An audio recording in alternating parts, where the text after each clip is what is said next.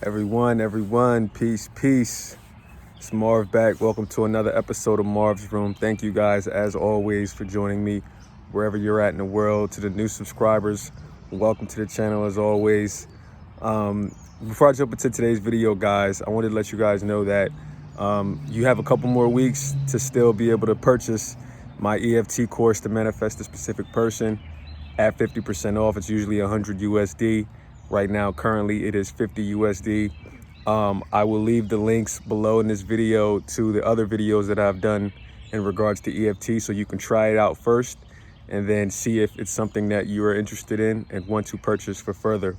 So thank you for everyone that has done the EFT. Thank you to everyone who has bought the EFT. Super powerful. So I just wanted to remind you guys, you got a couple more weeks that program will be on sale. All right. Now on to today's video. I wanted to talk to you guys about persisting versus obsession, because I think a lot of you guys are out here, you think that you're persisting, but it's actually an obsession. Okay, because something that I really want you guys to understand on this journey in manifesting and really getting whatever it is that you want to manifest, you know, whether it's a specific person, money, new career, whatever. I want you guys to understand something. The universe, God, source energy, whatever you want to call it, it doesn't speak in confusion. It speaks in peace. So anytime you find yourself mulling over something, ruminating about something, going back and forth, saying, oh man, should I do this today or should I not do it today? Oh, what if I miss, my meditation today? Or what if I do this today? Or you constantly find yourself thinking and wondering, especially thinking and wondering about something instead of thinking from something. This is a huge difference. This is how you know you are actually obsessing instead of persisting. Because if you were persisting, living in the end of your wish fulfilled, you wouldn't be constantly thinking about, oh, what is my specific person doing? You wouldn't be constantly thinking about, oh, how much money do I have? Or oh, I wonder what my career path is going to be. You wouldn't constantly be thinking about those things. So I want you guys to be able to distinguish the difference between persisting and obsession. One, let's say obsession first. Obsession is when you're thinking of something. When you're thinking of something, that means you're constantly obsessing about it because you're thinking of it. You're thinking of it because you don't have it yet. That's why you're constantly thinking of it. Where is it at? When's it going to get here? I still don't notice it in my 3D world. Now, persisting, you're not thinking of it. You're thinking from it. You're thinking from the desire that you already had, like you already have that desire. That's what persisting is. You want to be on team persisting. You don't want to be on team obsession, because being on team obsession is going to set you guys back for failure. It's going to start to feel like a job. You're going to begin to hate it. You're going to begin to say this stuff doesn't work, etc., etc. You know what I mean? So I wanted to jump on here real quick, man, and make this video to let you guys know, do not be on team obsession. Be on team persistence, because that's what you want to do in order to manifest. Persistence, you want to persist in feeling the wish fulfilled, living in the end. Feel the natural awareness of what it is that you want, because when you feel the naturalness of whatever it is that you want, that's how you know you are in connection with the universe. That's how you know your desire is natural.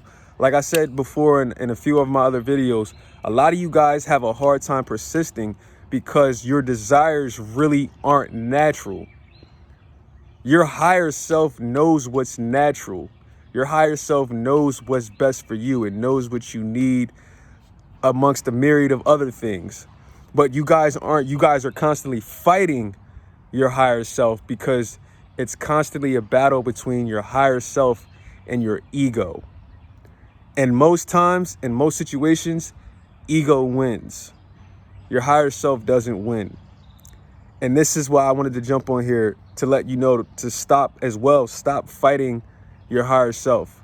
Begin to listen to your higher self, because your higher self knows which manifestations you want. It knows the desires of your heart. It knows the easiest path. But I think what a lot of you guys are doing is you're getting between, you're listening to so many coaches, so many different techniques, so many different this, so many different that, and you're getting overwhelmed and you're thinking, oh, maybe I should try this, maybe I should try that, maybe I should. Listen, everybody's different. Everybody's going to do what works for them. This is true. But the easiest way, I think, and I believe, is to quiet your mind and listen to your higher self, listen to your true self. Because that person, that spirit, that entity knows the answer. It knows what you need. It knows what you want.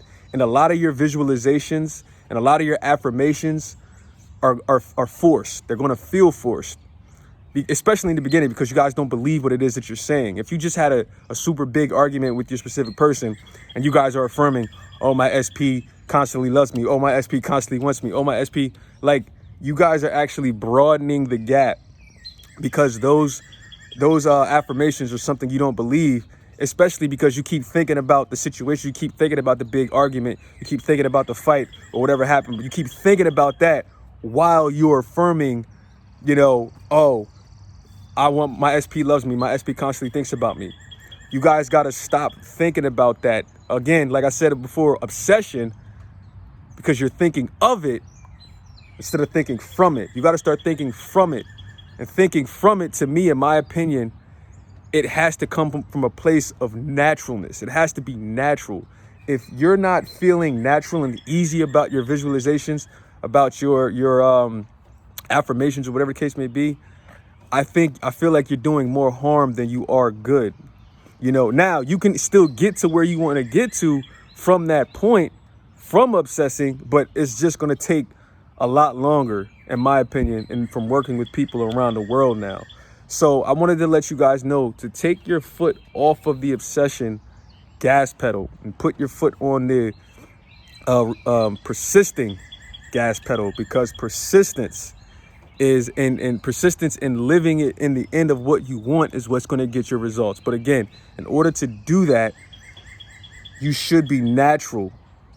Your desires should feel natural. If your desires feel forced, I believe that that's a tug of war between your higher self and your ego, because your higher self is letting your ego know, hey, listen, that's not what you really want. You think you want that, but listen, I'm your higher self. I know what you really want. I know what you really need. I know what you want and need. Listen to me, because like I've said before, so many times people obsess in their affirmations and obsessing this and obsessing that, and then they may eventually end up getting what they want. But once they get it, they realize, oh, damn, I really don't want this. I thought I wanted this, but I really don't want this now that I have it. You know what I'm saying? So that's why it's so important to really get in tune with your infinite self, to figure out what are the desires of your heart. Do I really want my specific person back? Or do I want them back out of fear because I don't think I'm good enough? Because my self-love, my self-concept isn't where it's supposed to be. These are all questions you guys gotta deal with. Because the last thing you want to do is manifest something that's unwanted, that you actually don't want in your life. And I see so many people doing this. They think they want their specific person back. They think that they want this. They think that they want this as a career path. They think, and it's like, dude, you could have avoided all of that if you just sat with yourself. Instead of avoiding, excuse me, got all these bugs out here. Instead of avoiding the process of sitting with yourself, sit with yourself. It should be the very first step, in my opinion, of manifesting. And I'm thinking about it now. I may make a video to talk about the exact steps I believe a person should take in manifesting. I did one some months back, but I may make another one. But yeah, guys, sit with yourself, listen to your higher self, meditate, figure out what it is that you really want, if it's really your specific person you want, Or is it a fear-based decision on wanting your specific person out of lack of love, lack of self-esteem for yourself, etc., etc.? Same thing with money. Same thing with your career path. Same thing with anything in your life. Sit with yourself and figure out, am I obsessing or am I really persisting? Am I thinking of it or am I thinking from it? All right, guys. This has been another episode of Marv's Room. I'll see you guys next time. Thank you for joining me as always. YouTube, we're going to be back soon.